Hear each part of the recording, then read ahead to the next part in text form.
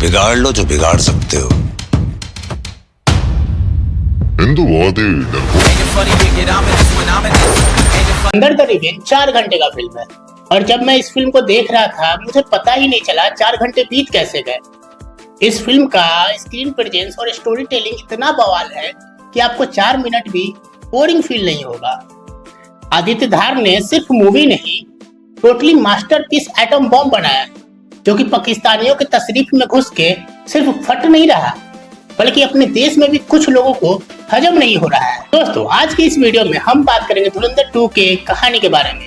इसमें थोड़ा बहुत स्पॉइलर हो सकता है, कुछ ऐसे किरदार जो कि है बहुत दमदार, और बात करेंगे आदित्य धार के डायरेक्शन के बारे में, और ओवरऑल एंड में एक ट्विस्ट है जिसके लिए आपको इस वीडियो को पूरा देखना है। अंदर द रिवेंज यानी धुरंधर 2 की कहानी शुरू होती है हमजा के पास्ट से, यानी रणवीर सिंह तस्कीरत से हमजा कैसे बना। में अतीक अहमद नाम का एक किरदार है, इंस्पायर्ड है यूपी के बाहुबली अतीक अहमद के किरदार से। इसमें भी सवाल उठ रहा है अतीक अहमद का क्या पाकिस्तानी कनेक्शन था। इसमें क्लियर दिखाया गया है कि अतीक अहमद पाकिस्तान से नकली नोटों का व्यापार करता था। खैर छोड़िए, कहानी आगे बढ़ता है। तस्कीरत एज ए हमजा पाकिस्तान पहुंचता है। आपने धुरंधर देखा है तो आपको याद होगा हमजा रहमान डकैत के गैंग में शामिल होता है, फिर वहां सबका भरोसा जीतता है और फिर at the end Chaudhary Aslam के साथ मिलकर रहमान डकैत को मार देता है। अंदर देखने के बाद जिसको लग रहा था कि अक्षय खन्ना एज ए रहमान डकैत और Arjun Rampal as a major Iqbal इस फिल्म के मेन पार्ट थे, रणवीर सिंह ने तो कुछ किया ही नहीं था, उसको ये फिल्म देखना चाहिए। ये अब कहानी पर लौटते हैं। रहमान डकैत के मौत के बाद लियारी का तख्त खाली हो जाता है। अरशद पप्पू को लगता है कि वो अब लियारी का अगला बादशाह है, लेकिन फिर हमजा अपने दिमाग से अरशद पप्पू को कैसे मरवाता है, किससे मरवाता है, ये जानने के लिए आपको फिल्म देखना पड़ेगा। आपको क्या लगा था मैं पूरी कहानी सुना दूंगा?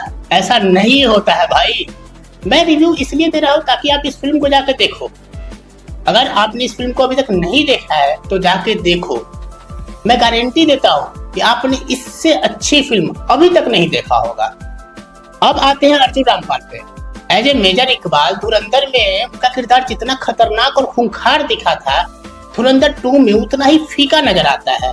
मुझे लगा था रहमान डकैत के मौत के बाद इसमें मेन विलेन अर्जुन रामपाल होंगे, लेकिन इसमें जितना फीका उनको दिखाया गया है ना भाई, वो एक्सपेक्टेड बिल्कुल नहीं था। लेकिन कहीं न कहीं Sanjay Dutt as a Chaudhary Aslam major Iqbal से बेटर दिखे। जितना इनका सीन था सारा इम्पैक्टफुल था, कहीं पे ये लाचार नहीं दिखे। जैसे मेजर इकबाल इस फिल्म में आपको लाचार दिखेगा, बेबस दिखेगा, उसका बाप उसको रोज 500 गाली सुनाता है भाई। लेकिन एक कैरेक्टर इस फिल्म का टर्निंग पॉइंट है, जमील जमाली।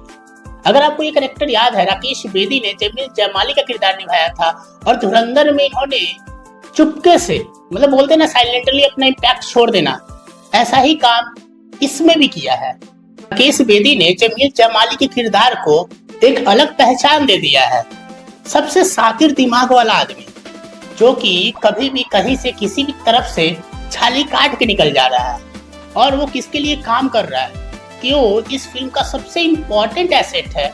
इसके लिए आपको फिल्म देखना पड़ेगा दोस्त। अब बात करते हैं आर माधवन के बारे में। माधवन एज ए अजय सन्याल अपने प्रेजेंस और स्टाइल से बिग स्क्रीन पे कहर ढा रहे हैं। तस्कीरत को हमजा बनाने से लेकर पाकिस्तान भेजने और वहां के सारे आतंकवादियों को मरवाने से लेकर नोटबंदी और जितने भी मिशन हुए हैं सबको अंजाम देना और उस किरदार को बखूबी निभाना इतना भी आसान नहीं होता जितना आर माधवन ने करके दिखा दिया है। अब बात करते हैं धुरंधर की हीरोइन सारा अर्जुन, जो कि फिल्म में हमजा की वाइफ बनी है एलिना। एलिना का किरदार धुरंधर के फर्स्ट पार्ट में काफी इम्पैक्टफुल था, पार्ट 2 में बहुत ही बेबस दिखाया गया। मुझे लगता है आदित्य धार को एलिना के किरदार में थोड़ा जान और फूकना चाहिए था। धुरंधर 2 में बस एक सीन इम्पैक्टफुल लगा, उसके बाद बाकी समय वो बच्चों को खिलाना पिलाना दौड़ाना खिलाना यही करते नजर आई है। अब बात करेंगे सबसे इम्पोर्टेंट धुरंधर के मोस्ट हाइप पर्सन बड़े साहब का। धुरंधर आने के बाद सबके दिमाग में एक सवाल था, ये बड़े साहब है कौन? तो धुरंधर 2 में पता चला है कि बड़े साहब कोई और नहीं दाऊद इब्राहिम, और आदित्य धार ने कितने डिटेल के साथ दाऊद इब्राहिम के कैरेक्टर को दिखाया है। दाऊद इब्राहिम का कैरेक्टर 70 प्लस हो चुका है, क्योंकि एक फोटो है जो कि 70s की फोटो है। उस समय दाऊद इब्राहिम 35-40 के अप्रॉक्स में लग रहा है, तो उसके अनुसार अभी वो 70 प्लस होगा ही होगा, और इसका ध्यान आदित्य धार ने रखा है। दाऊद इब्राहिम बेड पे लेटा हुआ है, जिंदगी और मौत के बीच में तड़प रहा है, और उसके इस हाल के जिम्मेवार भी एक इंडियन एजेंट है, जिसे जानने के लिए आपको फिल्म देखना पड़ेगा दोस्त। अगर देखा जाए, आदित्य धार ने इस 4 घंटे के फिल्म में उड़ी सर्जिकल स्ट्राइक, बीजेपी गवर्नमेंट बनते हुए, अयोध्या राम मंदिर, नोटबंदी, आने वाले का खौफ, अतीक अहमद का पाकिस्तानी कनेक्शन, पाकिस्तान के दर्जनों टेररिस्ट को मारते और दाऊद इब्राहिम से लेकर पाकिस्तान के तख्त को पलटते हुए तक दिखा दिया है। ओवरऑल हर एक सीन मास्टरपीस है। बैकग्राउंड म्यूजिक ऐसा कि आपको 4 घंटे के फिल्म में 4 मिनट भी बोर नहीं होने देगा। विजुअल्स, वीएफएक्स, फाइट सीन और फिल्म को चैप्टर्स में दिखाना ये सिर्फ आदित्य धार ही कर सकते हैं। तो अगर आपने इस फिल्म को अभी तक नहीं देखा है तो जाके थिएटर में देखिए। और हाँ दोस्त, आपको धुरंधर का कौन सा पार्ट सबसे बेस्ट लगा कमेंट में बताइए। और हाँ, चैनल को अभी तक सब्सक्राइब नहीं किया है तो सब्सक्राइब कर लो ना यार। पाकिस्तान